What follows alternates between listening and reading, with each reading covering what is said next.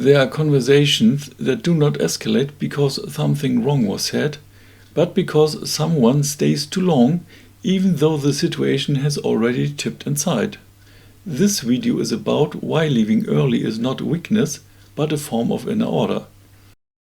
Hello, my name is Sieg. I am the founder of NAVORES and the author of Talking Won't Fix It. A core focus of NAVORES is personal development. Not in the sense of psychology or awareness, but in terms of biologically rooted mechanisms that shape behavior, communication, and human interaction under pressure. Some people notice very early when a conversation starts to change. What began as an exchange slowly turns into something else, not through words yet, but through tension, tone, and inner pressure. This kind of perception is not oversensitivity or mistrust. It is inner orientation. It recognizes that something is shifting and that continuing to talk will not bring this situation back into order. Many people still stay, not because they do not feel the tipping point, but because they believe they still need to explain something, because leaving feels rude, or because they hope that clarity will appear if they just say one more thing. This is where the problem begins. Explanation only works when the other person is still internally regulated. If this regulation is missing, every additional word does not clarify, it escalates. From the outside, staying often looks reasonable or responsible. Structurally, however, this is the moment when a tipping dynamic is stabilized instead of being interrupted.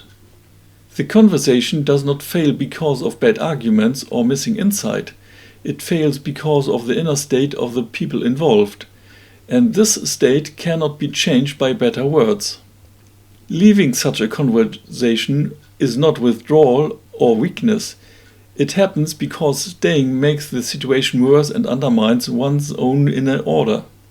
For some people, leaving early is not even a conscious decision. It is the natural result of accurate perception. The system pulls back in order to regulate itself. Silence or leaving in this moment does not mean helplessness, and is not surrender.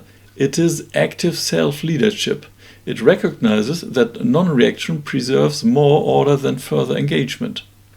Those who stay anyway often confuse closeness with endurance and clarification with self-abandonment.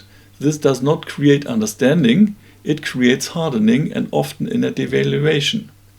Leaving early does not prevent conflict, but it prevents escalation, and it prevents losing oneself in order to maintain something that is not longer viable.